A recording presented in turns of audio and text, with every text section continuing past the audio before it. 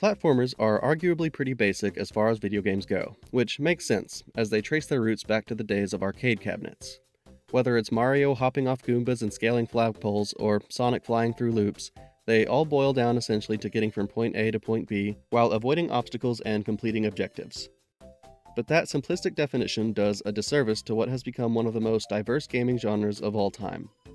While it's true that some platformers can feel a bit like uninspired imitations, many others are fresh and unique takes on the idea of navigating fictional worlds, whether it be in 2 dimensions or 3. Several titans of video game culture hail from platformers, and some are going strong to this day. But there are others that, for one reason or another, were lost to time, fading away into obscurity. And in my opinion, the most tragic of these are Banjo and Kazooie. This duo hasn't been relevant in a while, with their last game being a poorly received reboot on the Xbox 360. And yet, they have retained a respectable presence in gaming culture, and I'm willing to bet you've heard of them, even if you've never touched one of their games. And it's no mystery as to why. Banjo-Kazooie and its sequel, Banjo-Tooie, are timeless and revered classics for a reason. They're packed to the brim with personality and charm, to say nothing of the engaging worlds and fun mechanics. In my opinion, these 2 games are the best platformers of their time, and hold their own even to this day. In this video, we're going to explore the first game, Banjo-Kazooie, and talk about the many things that make it such a unique and incredible game, from the iconic music to the charming characters to the incredible level design. Please consider liking and subscribing and leaving your thoughts in the comments below. It would mean a lot. With that said, join me in revisiting what I believe to be one of the most creative and unique games ever made.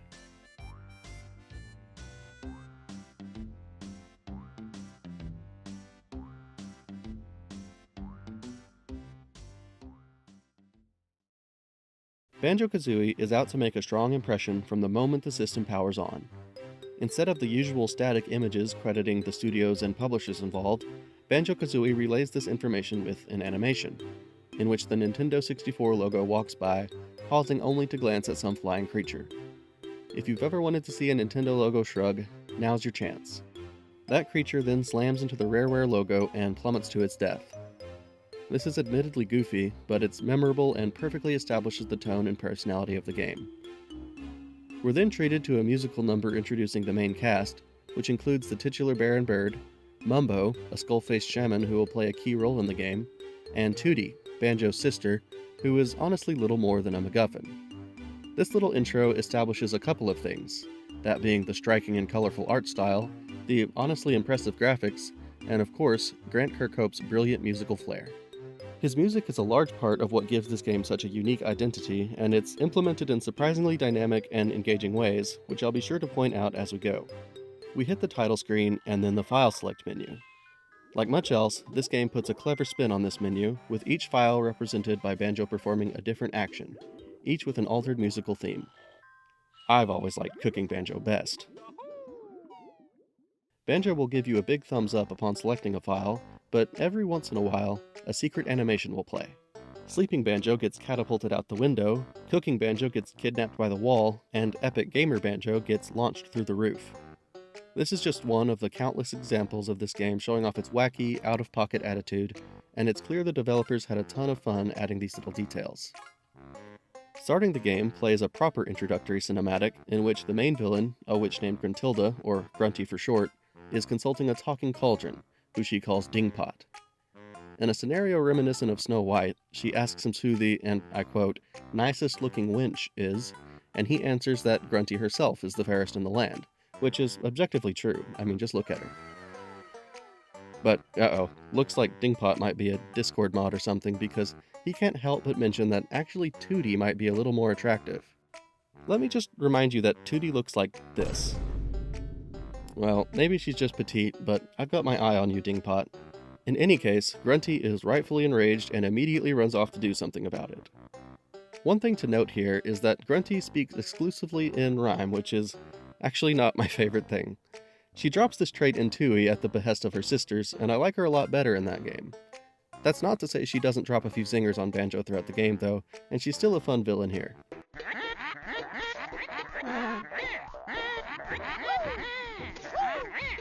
We cut to see Tootie running through a field to her brother's house, where she stops to talk with a short-sighted mole named Bottles.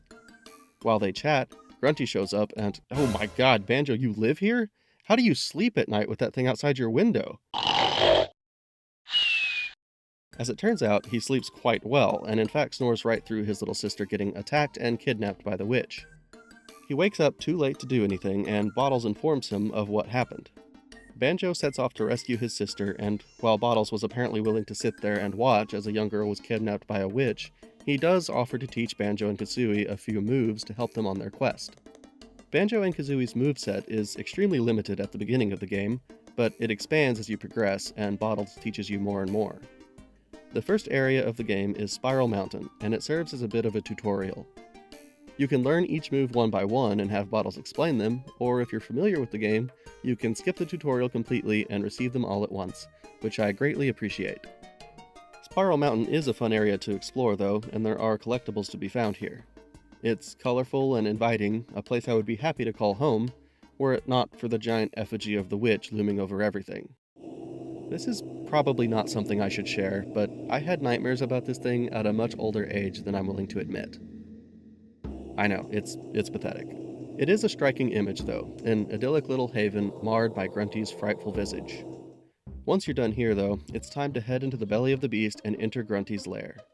Doing so plays a short cutscene in which we learn that the witch intends to use a machine to steal Tootie's prettiness and take it for herself. If you can't tell, this game doesn't take itself that seriously. Then we emerge in Grunty's lair and the game begins proper. This serves as something of a hub world, similar to Princess Peach's castle in Mario 64, except, Grunty is way hotter than Princess Peach. We only have access to this first room as the path forward is blocked by a note door, which I'll explain in a moment. We come across a jigsaw puzzle that's missing a piece. Bottles explains that to enter the world depicted in the picture, we'll have to collect puzzle pieces, or jiggies. This is the primary collectible we'll be gathering over the course of the game, one of 2 required to progress. Bottles points us in the direction of one, and after overcoming a truly difficult obstacle, we claim it for ourselves. After inserting it in the puzzle, the door to Mumbo's mountain opens up, which is the first proper level in the game. It's something like a tribal village, and presumably where Mumbo makes his home. As with a lot of the levels in the game, the theme is a little vague and rather basic. Tooie's levels have much more unique, distinct theming, and it's one of the things I prefer about that game. But Kazooie's levels are no slouch, with plenty of personality as well. But now that we've reached the first level, it's time to explain how this game works. Banjo-Kazooie is a collectathon, which means the basic object of the game is to collect a number of different items. In each level, as well as Grunty's lair, there are 10 jiggies to claim. Banjo-Kazooie offers a vast assortment of unique challenges required to collect these. Some are platforming challenges, requiring you to climb to the top of something, or navigate a tricky section of the level. Others are combat encounters where you have to defeat some unique enemy. And some are simply a matter of finding them. One thing is for sure though, and I think this is what makes Banjo-Kazooie such a masterpiece. Out of all 100 jiggies in the game, almost every single one of them provides a unique, engaging, and fun challenge. It's actually an astonishing feat of game design that every jiggy feels so distinct from one another, and it makes the game a consistently rewarding and enjoyable experience. Now, there are a few exceptions. In Freeze Easy Peak, there's a jiggy for racing against Boggy as a walrus, and there's a jiggy for racing against him as Kazooie. Given that the race already isn't that fun, having to do it twice is a bit of a bummer. But for every one of those, there are 9 creatively implemented and engaging ones. We would be here for hours if I talked about every single one of them, but I will be sure to point out some of the most notable. Jiggies are required to unlock each level as you go, and you don't have to collect all 100 of them to complete the game. The other important collectible is the music notes. There are 100 of these in each level, but they work much differently than jiggies. Once you grab a jiggy, it's in your collection for good, and you'll never have to do that challenge again. You can collect 3 jiggies, leave the level, and come back later to get the remaining 7. Notes are different. If I pick up these notes, they are added to my note score. If I leave now, this makes my note score for the level 6, and it's added to my total note score. Then, when I go back into the level, the notes have reappeared and my score is reset.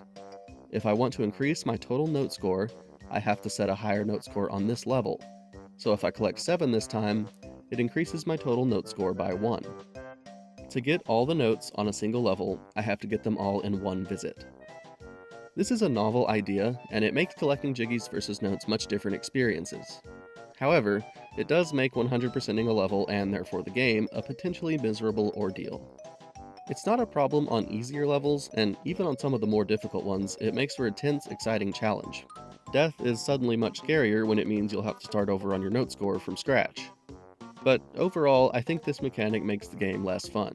It encourages you to complete entire levels in one go, which is doable, but means you'll probably be getting sick of the level by the end of it, and then you never have a reason to revisit it. This is an injustice to the otherwise incredibly fun and well-designed worlds the game has to offer. And then if you do lose all your notes after getting close to 100, it's the most gutting, frustrating thing in the entire world. I remember one time years ago, I was playing Click Clock Wood, which is the worst level in the game. Anyone who says otherwise is lying. And I had reached 97 notes, with no idea where the last 3 could be. Click Clock Wood is separated into 4 almost identical rooms, so I was forced to just search each of them, not even knowing if I was in the right place. This culminated in me swimming under this sheet of ice to check an underwater room, and on the way back, I drowned, inches from the surface. Another time, I was around 80 notes on Rusty Bucket Bay, which is just a hard level in its own right, and I accidentally ran over the exit plate and left the level. That one was admittedly my fault, but it still ruined my day. I just think this mechanic undermines the fun of exploring these levels by making you feel trapped inside them until you find all the notes. The Xbox version of the game removes this aspect, allowing you to leave and come back to finish collecting the notes, which is an improvement, I think, but it does by definition take away some of the complexity of the game and pretty much all of the challenge, since Banjo-Kazooie is a very easy game outside of this. So it's not a perfect fix. Banjo-Tooie fixes the problem by removing the system and making the rest of the game much more challenging, which is much better. In any case, the note system in no way ruins the game, and I will admit that collecting that final notes feels amazing. Yeah, bitch! Notes. Oh! There are doors throughout Grunty's lair that require a high enough total note score to open, meaning they are necessary to progress through the game, though, like Jiggy's, you don't have to collect all of them to beat the game. There are a couple of other collectibles to mention. Each level has 5 Jinjos scattered around, which are colorful, happy little guys who will reward you with a Jiggy once you get all 5. Each world also has 2 honeycomb pieces to find, and collecting 6 of them increases your health by 1. Then there are the Mumbo tokens, or Beacom Bokums as me and my siblings have always called them. These are required to use Mumbo's magic, and speaking of which, let's get back to Mumbo's Mountain. As the first level in the game, it's trivially easy, with very little substance. We learn a lot of useful abilities here, like Kazooie being able to walk up steep hills or shoot eggs out of her mouth, and other places. We invade a gorilla named Konga's home, steal his orange, and shoot him with eggs until he gives us a Jiggy. And this is of course where we meet Mumbo for the first time, who will turn us into an ant in exchange for Beacom Bokums. You would think this would allow us to befriend the other termites, but they are so jealous of Banjo's drip that they attack him anyway. The transformation mechanic is cool, and it mixes up the gameplay a little bit, but it's actually a bit shallower than I remember. Mumbo is only present in 5 of the 9 levels, and the transformations are somewhat lackluster. Tooie would take this mechanic to the next level with some really wacky transformations with much better implementation, but in this game, Mumbo only turns us into other animals, with very limited gameplay. There will be 2 or maybe 3 Jiggies and a number of notes that you can only collect while transformed, and that's really the extent of its application. All the ant can do is run and jump, and he can cling to steeper surfaces than even Kazooie, which is needed to collect 1 Jiggy and 1 honeycomb, so not very impactful. Mumbo's Mountain isn't a bad level, and it is a good introductory area, but compared to the later levels, it doesn't quite hold up. Treasure Trove Cove is where the game really starts coming into its own. The visuals are bright and appealing, it's fun to explore, there's a terrifying shark, and of course, the music is fantastic. Banjo-Kazooie is known for its music, and for good reason. The soundtrack, besides being full of bangers, is really dynamic and creatively implemented. It's constantly morphing and evolving to fit your surroundings or circumstances.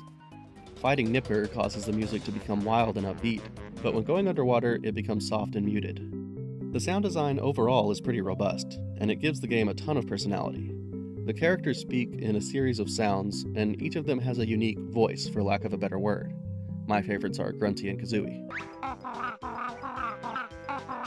Banjo-Kazooie derives a lot of its identity from its over-the-top audio, and Grant Kirkhope deserves a ton of credit for his work.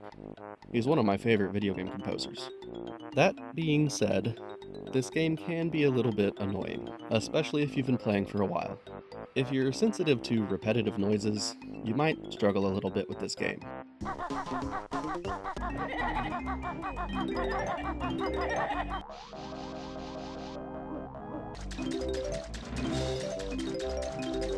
Might want to keep your volume low.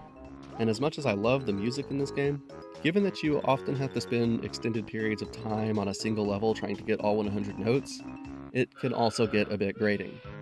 I had to mute on Rusty Bucket Bay while searching for the last 4 notes. Again, don't get me wrong, the music is good, it's just an unfortunate side effect of the note system that it gets old. I will say that, in my opinion, Banjo-Tooie's music is just better. The next couple of levels are somewhat forgettable. Clanker's Cavern has a great song and a grimy, dirty aesthetic that I love, but navigating the vast underwater portions isn't much fun. It has a couple good challenges though, and Clanker himself is fun to navigate. Fair warning though, if you suffer from submechanophobia, you might leave this level with a bit of trauma. Bubblegloop Swamp is not great. It's just a generic swamp with a frankly annoying song, though I will say that the alligator is my favorite Mumbo transformation, given that it can actually do something, and being able to traverse the swamp water makes navigation much easier. Unfortunately, its main use is in what is potentially my least favorite Jiggy of the game, in which you have an eating race with this other croc named Mr. Vile, who I hate. After this though comes Freezeezy Peak, which is a major improvement. The level is wide open with a lot of verticality. The Christmas theme is kind of basic, but still nice. It has some really good Jiggy challenges, minus the race that you have to do twice, and this is actually the perfect opportunity to explain what I mean when I call the transformation mechanic shallow. Mumbo turns you into a walrus here, whose only quality is that you can withstand the freezing water. Neither of the Jiggies that require you to use the walrus take advantage of this effect. One is just another walrus that thinks Banjo is stinky, and if you show up as the walrus, he just gives it to you. The other is the first race, which you use a sled for. So the walrus transformation is ultimately completely superficial, just a formality you have to observe to be allowed to collect these 2 Jiggies. Most of the transformations are similar, with it just being a prerequisite to receive or access certain Jiggies, which makes the process little more than a chore. You can bring the transformations out of their respective levels for a certain distance, which is pretty cool. There are a few Jiggies you can collect this way, and you can even find Cheeto, Grunty's traitorous spellbook. He gives you some cheat codes to enter on this letter grid in Treasure Trove Cove to increase your item capacity. That's a pretty satisfying reward for exploration, and it's the most creative use of the Mumbo mechanic. After Freezeezy Peak comes Gobi's Valley, which is a contender for the best level in the game. It's one of the smallest worlds, maybe even smaller than Mumbo's Mountain, but it's densely packed with challenges, obstacles, and collectibles, with several rooms to explore. Its namesake, Gobi the Camel, is one of my favorite side characters. He's an easygoing and friendly guy, just living his best life, until Banjo and Kazooie show up to forcibly remove the water from his body. As if that wasn't enough, they do it again to extract a honeycomb piece from him, prompting him to leave his home in the desert for some peace and quiet. Gobi's Valley is a good example of when the note system works well. It's still a hefty challenge, but it isn't as much of a chore, given the small size of the level, and if you fail, it isn't the end of the world to start over. This fact, combined with some unique and intense Jiggy challenges, makes Gobi's Valley a hard act to follow, but Mad Monster Mansion holds its own.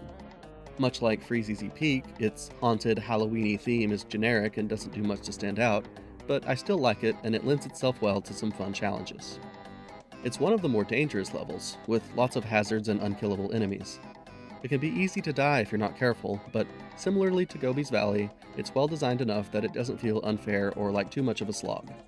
I actually like this level quite a bit, and even with as basic as it is, I do love the pumpkin transformation. Unfortunately though, Mad Monster Mansion is the last good level in the game. Rusty Bucket Bay comes next, and it's an infamously miserable experience. It consists of a run-down ship anchored in a truly disgusting harbor.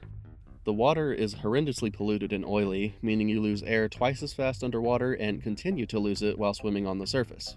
And given how precarious the platforming here is, you're probably going to be falling in it a lot. Now, of course there's a shark in here. Rusty Bucket Bay's main problem is that it's a nightmare to traverse, which exacerbates all of Banjo-Kazooie's flaws. Collecting all 100 notes becomes a slow, agonizing grind, and I can almost guarantee that you'll be starting over multiple times, thanks to the hardest section of the entire game, the engine room. It's unbelievably easy to fall to your death in here, so make sure you do this area first, and not after you've collected a bunch of notes. But it isn't just the dangerous platforming that makes Rusty Bucket Bay so hard to complete. There are several interior rooms on the boat that can be easy to miss if you don't know where to look, meaning you might be running around for a while looking for the last few notes. Rusty Bucket Bay goes out of its way to be unfun, and if I'm being honest, it's probably the worst level in the game, objectively speaking. But my personal least favorite is still the next one, Click Clock Wood. I'm sure some of you are still mad that I called it the worst earlier, and I'll admit that I was exaggerating. A lot of people seem to like this level, and it does have a lot going for it. It's essentially made up of one tree with lots of critters living in it, some friendly, others not. The twist is that it's split into 4 different instances, each representing a different season. There are unique challenges and activities to complete, and some of them even require you to perform steps in multiple seasons. There's one where you plant a flower in the spring level, and then steal some more of Gobi's water in summer and autumn, after which it blooms and reveals a Jiggy. Gobi has had enough at this point, claiming that he's headed to the lava world and that we will never find him. While that's technically true for this game, as Banjo-Kazooie has no lava level, unfortunately for him, Banjo-Tooie does. Sure enough, you can find him there and continue to torment him, which is pretty funny. Another Jiggy requires you to hatch an egg in spring, out of which pops a baby eagle. After feeding him in summer and autumn, he grows into an eagle and flies away in winter, leaving a Jiggy as a reward. Oh, actually, you can keep that one. My favorite is one where you have to help a beaver into his home by smashing a rock in summer. He invites you in for a reward, but his driveway is much too steep even for Kazooie to climb. But when you come back in autumn, this area is full of water, allowing you to swim in and claim the Jiggy. And just look how excited he is to see you. What a nice guy. This is all really cool level design, and I'm impressed by the creativity. The problem once again is, you guessed it, collecting the notes. It would be annoying enough to search one version of this tree, having to scale it every time you fall off. Now multiply that by a factor of 4. And then what happens when you collect what you think is the last note in winter and realize you're missing 2 or 3? You have to go back through every single room, searching them from top to bottom, not even knowing if you're in the right season. The only way to avoid that is to approach Click Clock Wood as follows. Start with spring, ignoring everything except notes. Not including the 4 outside the door, there are 16 notes to collect in spring. Once you've gotten all of those, you should be at 20 notes total. Then move on to summer, where there are an additional 16 notes. Collecting all of those brings the total to 36, at which point you can move on to autumn. There are 48 notes to collect here, so put your nose down and sniff them all out. With those in the bag, you should have 84, allowing you to grab the last 16 in winter. This way, you don't have to worry about where you might be missing notes, and it saves you a lot of headache. If it wasn't for the absolute marathon of note collecting, Click Clock Wood would be a fantastic level and one of the standouts of the game. I appreciate the things it does well, but unfortunately they're overshadowed by the clunky way that Banjo-Kazooie handles its collectibles. If this is one of your favorites, I'm happy for you and I commend your patience. It just isn't for me. Once you finish Click Clock Wood, you've completed every level in the game, meaning it's time to head into the endgame. Grunty is waiting for us behind another note door, where she has orchestrated an elaborate game show, where Banjo is forced to compete to save his sister Tootie. You probably forgot she was even in the game, huh? Yeah, she's not worth much as a character, just a typical damsel in distress. Not even the developers of the game like her. Unfortunately, I have to say that this game show isn't worth much either. I love the idea, and it fits perfectly into the comical, wacky tone of Banjo-Kazooie, it just isn't implemented very well. Not to keep repeating myself, but this idea was executed much better in Banjo-Tooie. It's a fairly standard trivia game, testing your familiarity with previous levels, characters, and challenges. There are different kinds of tiles that represent what kind of question or challenge you'll be facing, and most of these aren't a problem. They aren't all that engaging, but they're mostly inoffensive. The problem is these little bastards right here, with Gruntilda's stunning visage on them. As beautiful as they are, they represent one of the most poorly implemented mechanics Banjo-Kazooie has to offer. Throughout the game, you'll encounter this fairy godmother type figure named Bruntilda. She claims to be Gruntilda's nicer sister, and will share the witch's secrets with you each time you find her, like what kind of toothpaste she uses, The fact that her favorite color is streaky brown, must have missed that Crayola, and that her party trick of choice is a striptease? Hang on just a minute. I need to check something for research purposes. Come on, surely. Anyway, the twist with this mechanic is that it's randomized for each playthrough, so the answers are different for everyone. This means you have a choice of either going through the chore of finding all the Brintildas and writing the answers down, or guessing and hoping to get lucky. Or you can do what I did and cheat if you happen to be playing the Switch version. Overall, it's a minor annoyance, but it does make an already weak portion of the game worse. Once you beat this, Brintilda flees, allowing you to take Tooty home as the credits play. Banjo and his friends throw a party celebrating their victory, with each of them arguing over who was the most vital to the cause. In the middle of their party, Tooty just has to remind everyone that Grunty got away and that Banjo and Kazooie still have work to do.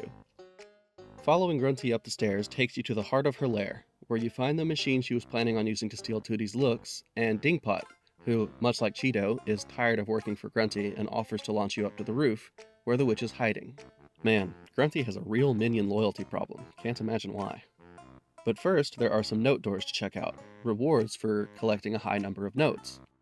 There's actually no reward for getting all 900, which means my many complaints about having to collect them all are somewhat less valid. But I stand by them. My fellow completionists will understand. There are refills for your items here, plus one last puzzle. Filling it out doubles your health, which makes the coming boss battle much more doable. The final boss battle is actually pretty cool, taking place at the very top of Brintilda's lair. It takes place across multiple stages, beginning with her charging at you on her broom. You'll have to wait until it breaks down and begins sputtering to attack. Each time you successfully damage her, the fight gets harder, with her attacking quicker and more often. After this, she begins hurling spells at you from afar, so you'll have to shoot her down with eggs. Then she takes to the sky, requiring you to fly up and smash into her a few times while she flings her spells. She's actually quite deadly, and this boss battle is no joke. You have to be really careful, or she will absolutely wreck your health bar. The imprecise nature of the controls can make this battle a bit frustrating, but overall it was a welcome challenge, and it helps the game go out with a bang. In the final stage, she surrounds herself with a magic shield, making her invulnerable to your attacks. But then the Jinjos appear to help deliver the final blow. This is actually the hardest part, as you have to shoot eggs into their statues while avoiding Grunty's increasingly aggressive spellcasting. This culminates with a massive Jinjo called the Jinjonator giving Grunty an absolute pounding. She tumbles from the tower and falls to the ground, buried by rubble, where she'll stay until Banjo-Tooie. This time, the game is over for real, and our heroes get to finish that party. So what are my thoughts overall? Well, I really enjoyed playing it through this time. It's the first time I've played it in years, and it was really satisfying to complete. I have a lot of fond memories of this game, and it was nice to revisit it. But if I'm being honest, Banjo-Kazooie is a bit more of a mixed experience than I remember, and there are some things that definitely haven't aged well. The note collecting system ultimately ends up being a painful chore that somewhat smothers the experience. And outside of that aspect and a couple of jarringly punishing sections, Banjo-Kazooie offers very little challenge. The game teases us with creative, unique mechanics with tons of potential, but fails to use those ideas in engaging ways. Banjo and Kazooie have a fairly wide assortment of moves and mechanics at their disposal, which makes them stand out among their platforming peers, but I would say at least half of those have only niche applications. And sometimes the self-referential humor just doesn't quite land, though Mumbo calling himself best shaman in-game is pretty funny. He's just lucky Humbawamba isn't here yet. But all these gripes pale in comparison to what Banjo-Kazooie accomplishes. Even at its worst, it's still fun to play. The way Banjo and Kazooie's moves blend together into a tight, diverse control scheme is genius, and most of the levels do a good job of letting you make use of their many methods of traversal. The art style is bright and comfy, colorful but not garish. The music is iconic, and the sound design provides really satisfying feedback. The characters are endearing and implemented in ways that make them really memorable. The game's personality is just infectious, and it's no wonder that it's had such a profound impact on culture. Flawed though it may be, Banjo-Kazooie is still a masterpiece, and truly one of a kind. But now, I'm going to say something that some of you will probably hate, so if I didn't lose you at Click Clockwood, I might lose you here. I think that one of the best things Banjo-Kazooie did was lay the groundwork for Banjo-Tooie. I've hinted at this a couple of times, but, and this is just my opinion, there's not much that Kazooie does that Tooie doesn't do better. It's such an improvement that the entire time I was playing Banjo-Kazooie, I found myself secretly wishing I was playing Tooie. I'm really excited to talk about this game, as it's one of my all-time favorites. But that is going to have to wait for the next video. Thank you so much for being here. If you enjoyed this video, please consider liking and subscribing, and I would love to hear from you in the comments. I can't tell you how much I appreciate the response to my Star Fox video. As of right now, it's at 2,500 views, which is beyond my wildest dreams, and the comments and feedback has been so unbelievably kind and encouraging. I'm also about to hit 100 subscribers, which is completely mind-blowing. Thank you from the bottom of my heart. If you haven't seen any of my other videos, consider checking them out as well, and be sure to watch for the Banjo-Tooie video coming soon. But until then, see you later and take care.